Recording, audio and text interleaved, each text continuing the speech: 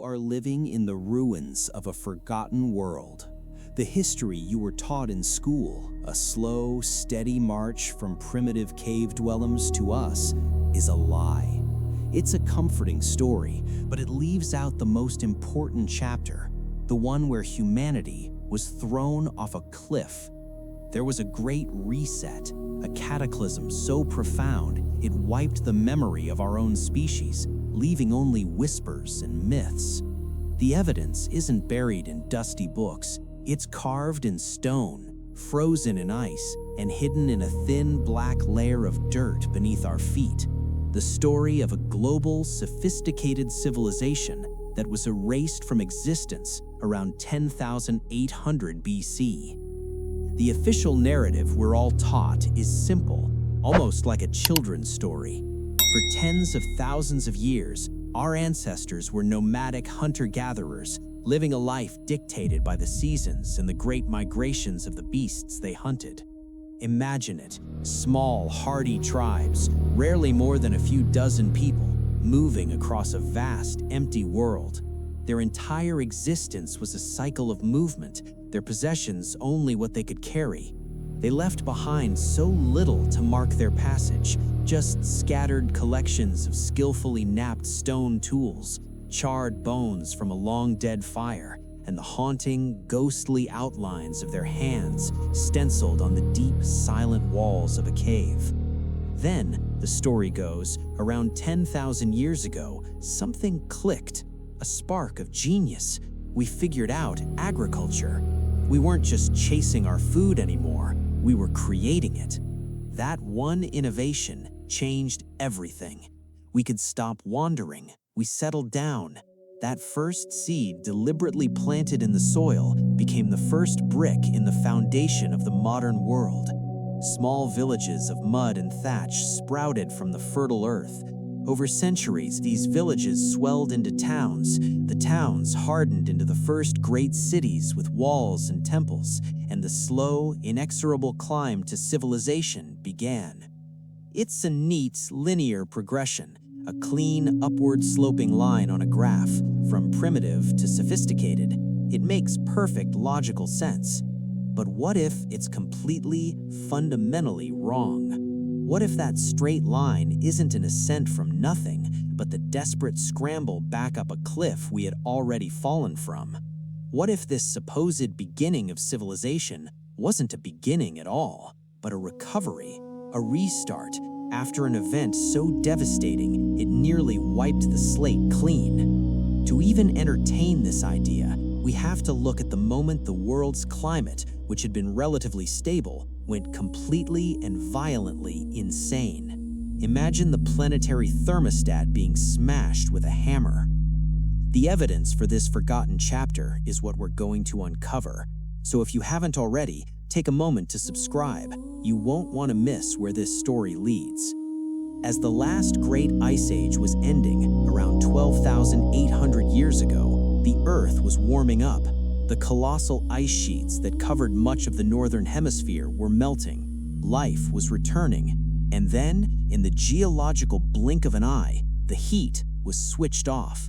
The planet plunged back into a full-blown ice age. This period is called the Younger Dryas. For over 1,000 years, temperatures plummeted by as much as 15 degrees Celsius in some regions. It was a brutal, catastrophic climate reversal, and for a long time, scientists had no good explanation for it.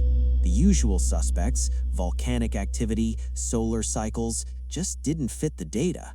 The trigger had to be something sudden, violent, and global in scale. The clue wasn't in the sky, it was in the dirt. At archaeological and geological sites all over the world, scientists started finding something strange right at the boundary layer dated to the beginning of the Younger Dryas, a thin, black mat. And when they analyzed this layer, they found things that have no business being there. Microscopic diamonds called nanodiamonds, which can only be formed under incredible heat and pressure. Tiny magnetic spherules of melted rock, and, most importantly, a spike in the element iridium. Iridium is rare on Earth's surface, but it's abundant in asteroids and comets. This wasn't a terrestrial event. This was the fingerprint of an extraterrestrial impact. This is the Younger Dryas Impact Hypothesis. The theory proposes that around 12,800 years ago, the Earth passed through the debris stream of a disintegrating giant comet. Multiple fragments, some over a kilometer wide, slammed into our planet. The main point of impact was the Laurentide ice sheet, a 2-mile-thick glacier covering most of North America. The impact didn't leave a neat crater like the one that killed the dinosaurs. Instead, it was an airburst and surface detonation that flash vaporized millions of tons of ice, destabilizing the entire planet's climate system in an instant. The evidence in the black mat is the fallout from this cosmic collision. The immediate effects would have been unimaginable. The impact blasted a plume of water vapor and debris into the atmosphere, blocking out the sun and triggering the deep freeze of the Younger Dryas. The intense heat from the airbursts ignited the North American continent and possibly beyond, creating wildfires that consumed an estimated 10% of the Earth's land surface. The sky would have gone dark for years, a long, brutal impact winter. This wasn't a regional disaster. This was a global cataclysm. But fire and ice were only the beginning. The impact also destabilized the edges of the great ice sheets, which held back immense glacial lakes.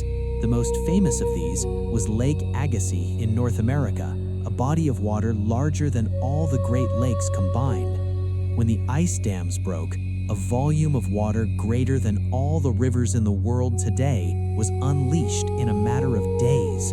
This mega flood scoured the land down to the bedrock, creating geological features like the channeled scaplands in the American Northwest. Landscapes so bizarre, geologists argued about their origin for decades. Similar flood events happened across the globe as the planet's systems violently rebalanced. This event also coincides perfectly with one of the greatest extinction events in millions of years. Within a geological instant, North America lost over 35 genera of large animals. The mammoths, the mastodons, the saber-toothed cats, the dire wolves, all vanished. For years, the leading theory was overhunting by early humans, the so-called Clovis people. But this idea has a huge problem. How could small bands of hunters with stone-tipped spears possibly wipe out millions of giant animals across an entire continent so quickly? The impact hypothesis provides a much more compelling answer. They weren't just hunted. They were burned, drowned, frozen, and starved in a world that changed overnight. And if this cataclysm could wipe out the mightiest beasts on the planet, what did it do to the people? The mainstream story insists that only simple hunter-gatherers existed at this time, but this is an argument from absence. If a global civilization existed with cities and infrastructure built on coastlines, it would have been completely obliterated. The impact, the fires, and especially the floods would have erased almost every trace. The sea level rise alone at the end of the melt period submerged 10 million square miles of coastal land, exactly where such a civilization would likely have been centered. We aren't looking for a needle in a haystack. We're looking for a needle in a haystack that was burned, flooded, and then buried under 400 feet of water. This was the Great Human Reset. The few survivors would have been scattered, traumatized, their complex social structures shattered, their knowledge base lost. They would have been thrown back into a primitive struggle for survival in a hostile, semi-frozen world. It would take thousands of years to recover, to slowly rediscover the principles of agriculture, architecture, and astronomy. The story of our rise to civilization over the last 10,000 years is not the story of a beginning. It's the story of a slow, painful recovery from a global trauma that erased our past. But did the survivors leave a message? We need to travel to southern Turkey, to a site that has shattered the official timeline of history, Göbekli Tepe. Dated to 9600 BC, it is 6,000 years older than Stonehenge. It's a massive, complex temple built by people who were supposedly simple hunter-gatherers. They hadn't even invented pottery yet, but they were quarrying, transporting, and carving 50-ton pillars of stone with breathtaking skill. Mainstream archaeology has no explanation for it. But viewed through the lens of the Cataclysm, Göbekli Tepe looks different. It looks like a project undertaken by the survivors of a lost world, a desperate attempt to preserve their knowledge, particularly their knowledge of the heavens. One pillar in particular, Pillar 43, known as the Vulture Stone, seems to tell the story. It is covered in astronomical symbols.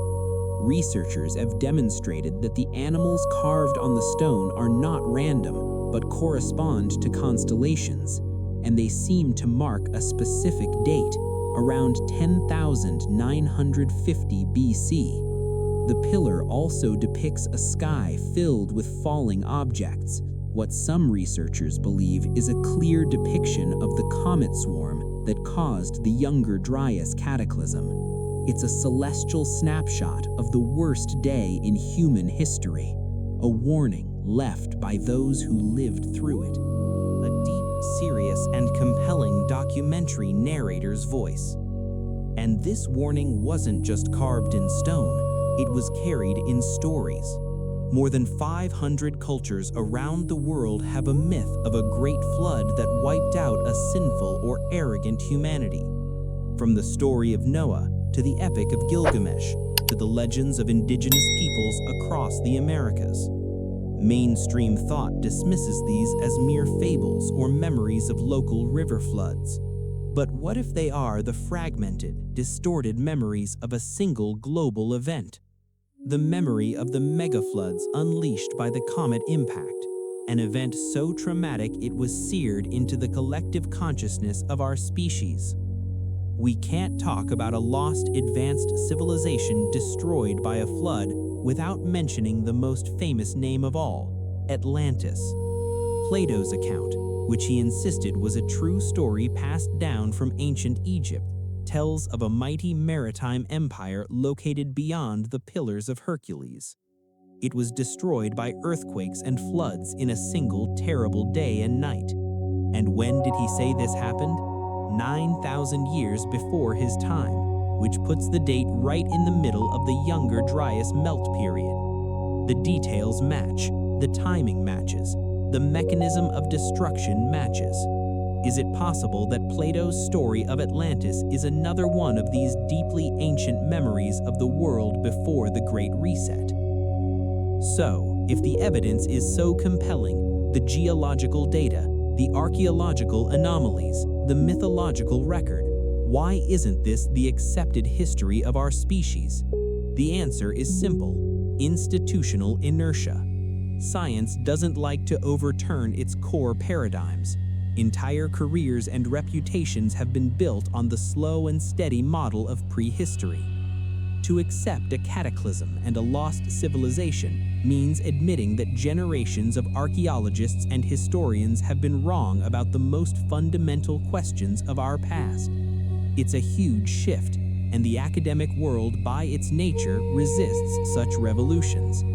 The evidence is dismissed as fringe or pseudo-archaeology, not because it's weak, but because it's profoundly disruptive. The resistance continues even in the face of baffling physical evidence on our own soil. Take the Carolina Bays. There are over 500,000 of these strange elliptical depressions dotting the Atlantic seaboard, all mysteriously aligned in the same direction. They look like shallow impact craters. The impact hypothesis provides a powerful explanation. They could be the scars from a hailstorm of secondary ice boulders ejected from the primary impact on the Laurentide ice sheet. Yet mainstream geology still clings to convoluted explanations involving wind and water, because to admit they are impact-related is to admit the reality of the cataclysm. But the dam of dogma is starting to crack. In the last decade, over 100 peer-reviewed scientific papers have been published by a growing team of international scientists, all presenting more and more evidence for the impact. The black mat has been confirmed on 4 continents. The nanodiamonds are undeniable. The platinum spikes are irrefutable. What was once a fringe theory is rapidly moving into the mainstream of geology and planetary science. The archaeologists may be the last to accept it, but the physical evidence is becoming too overwhelming to ignore. What this means is that we need a new history of ourselves. We're not the pinnacle of a slow, steady climb. We are the survivors of a cosmic catastrophe. The great civilizations of Egypt, Sumer, and the Indus Valley were not the dawn of civilization. They were the high noon of the recovery.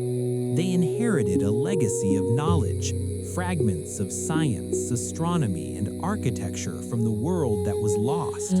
We are a species with amnesia, just now beginning to piece together the memories of who we were before the world was almost destroyed. This story isn't just about the past, it's a warning for the future. The debris stream from that giant comet, the Taurid meteor stream, is still out there. Earth passes through it twice a year.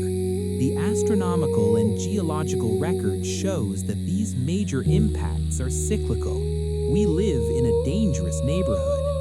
Forgetting our history, forgetting the cataclysm of 10,800 BC makes us complacent. It makes us blind to a threat that has struck before and will inevitably strike again. The story of the Younger Dryas Impact isn't just another theory to be debated in academic halls. It's a fundamental challenge to the entire narrative of human history. It's a complete reframing of who we are, where we came from, and what we've endured. It's like finding out the book of our past has had its entire first chapter violently torn out, and we've been reading from the middle all this time, trying to make sense of a story that's missing its beginning. This isn't just speculation. This framework suddenly makes sense of a whole host of stubborn mysteries that our current models struggle to explain. It accounts for the sudden catastrophic climate shift that plunged the world back into a brutal ice age for over 1,000 years, a shift so fast it's etched into the Greenland ice cores like a planetary fever spike. It explains the simultaneous mass extinction of the megafauna, the mammoths, the mastodons, the saber-toothed cats, an entire ecosystem of giants that had survived countless ice ages before, all gone in a geological blink of an eye, sealed beneath a thin black layer of earth that acts as a tombstone for their lost world. It also explains the bizarre, monumental scars on our planet's surface. Features like the Carolina Bays and the channeled scablands are too vast, too violent to be the work of slow, gradual processes. They look like the wounds from an impossibly powerful force, a force that scoured the landscape down to bedrock. And then there's the impossible precocity of sites like Göbekli Tepe. This stunningly sophisticated temple, with its massive, intricately carved pillars and astronomical alignments, was built by so-called primitive hunter-gatherers and then deliberately buried. It's like finding a microchip in a pyramid. It doesn't fit, unless, that is, it wasn't a beginning, but an end, an attempt by survivors to preserve the knowledge of a world that had been all but destroyed. And finally, it ties together the persistent global myths of a great flood, a world-destroying fire from the sky, and a lost golden age. These stories, found in hundreds of cultures on every continent, aren't just fables. They are the echoes of a shared trauma, the inherited memory of a real event that nearly wiped us from the face of the earth. This tells us that we are not what we thought we were. We are an ancient species with a history far more dramatic and tragic than we ever imagined. The Great Reset of 12,800 years ago wasn't the end of the human story, but it was the end of a chapter that was buried by time, trauma, and cataclysm, a chapter we are only now painstakingly rediscovering. And it begs the ultimate question: what else have we forgotten? What incredible knowledge, what understanding of our world and ourselves was lost in the chaos?